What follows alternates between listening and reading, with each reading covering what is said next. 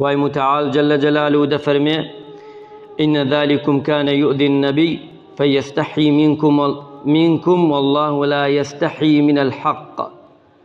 أقسم آية بكين كاتي كافر كان هاتن آزار و أشكنجي پیغمبری نازداریان دا صلى الله عليه وسلم خواهیان پیان دڵێ بە خەڵکان بەوانەی کە کافرن بەوانیشی کە مسلمانن تەماشاکەن پێغەمبەرەکەتان عليه الصلاة والسلام ئازار دەدرێت بەڵام پێغەمبەری خوا صلى الله عليه وسلم شەرمۆکێکی پێوە دیارە لە کاتی ئازاردانە.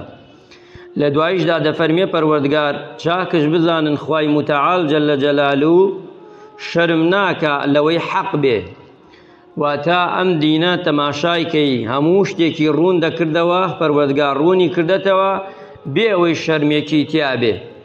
شەرمکردن ئینسان ئەبێ لە خراپە بیکە بەڵام شەرمکردن لە چاکە نە. ئەمە خوای متعال لەم ئاەتە ئەمەمان پێڵێ شەرمکردن هەموو کاتێ شەرمکردن چاک نییە بە عام وەری بگرین بەڵام لە شوێنە خراپەکانە ئینسان ئەبێ خۆی بگرێتەوە. خوای متعال جل جلاله لەو شتانەی کە خراپە خوای گەورە داوامان لێکە ئەبێ شەرم بکەین لەخوا لە پێغەمبەر صلی الله عليه وسلم لەو فەرمایشتانەی کە خوا و پێغەمبەر دایە پێمان. بەڵام بۆ دین زانین واتە شارەزابوون لە دین شەرمی ناوێ بۆ شتە چاکەکان شەرمی ناوێ بۆی فێر بین ئەگە شەرم بکەین لەوەدا زەرەر دەکەین.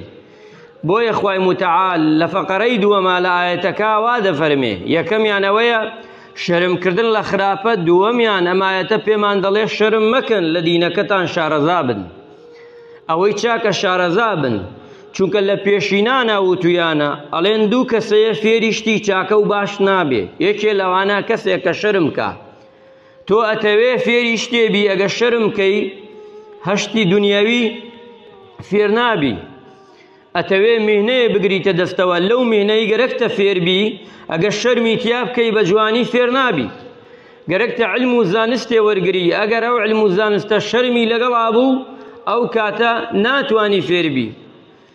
بەڵام لە شتی تردا نەخێر ئەبێ شەرمی تیا بێ ئینسانی ئیماندار بزانێ. ئیمامی عەلی ڕەضا و ڕەحمەتی خوای لێ بێ وتەیەکی زۆر جوانەیە دەفەرمێ هیچ شەرەفیەک و هیچ گەورەیەک نییە ئینسان ئەگەر دەستی کەوێ لە خراپەدا بێ. وابزانن ئێمە وابزانین شتێ بکەین خراپ بێ ئەبێتە گەورەی بۆمان ئەبێتە چاکە. ئامڕۆ ببینە دوو لە ڕوو جەنابتان ئەو ئافرەتانەی کە دێنە سەر کەناڵەکان خۆیان ڕووتەکەن و قووتەکەنەوە بۆ ئەوەی خۆیان دەرخەن بۆ ئەوەی ناویان بێ ناوبانگیان وایان دەزانن بە خراپە ناوبانگ دەرەکەن. نەخێر ئیمامی عەلیە فەرمێ هەر کەسێ بیوێتی بە خراپە ناوی بەرز بێتەوە ناوی گەورە بێ نەخێر عەکسەکەیەتی خوای داتە زەویدا خوای داتە زەویدا هەر لە دنیا و لە قیامەتشدا ئەگە لە دنیاش نەبێ لە قیامەت.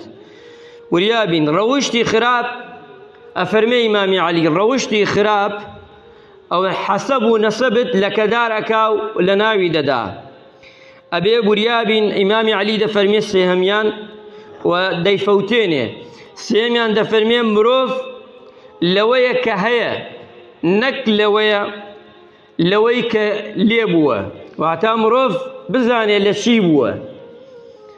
ئێمە زۆر جار خۆمان لێ فش نەبێتەوە بزانین ئێمە هەموو شتێکین ئێمە لە چی بووین بگەڕێرەوە. مرۆڤ هەمومان لە قەترێ ئاو لە قەترە ئاوەکەش بگەڕێینەوە بۆ ئەسڵ لەو گڵەیە کە خوا وەعدی داوە بگەڕێنە ناو گڵە یعنی خۆڵ.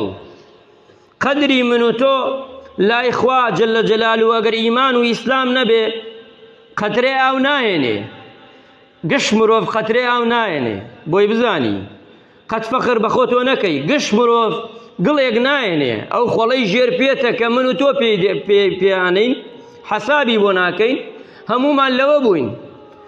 بۆیە خوای گەورە ڕێزی لە مرۆڤ کردووە مرۆڤەکان بەعام گشتی و بە تایبەتی ئیمانداران و موسڵمانان خوا ڕێزی زیاتر لێ ناون.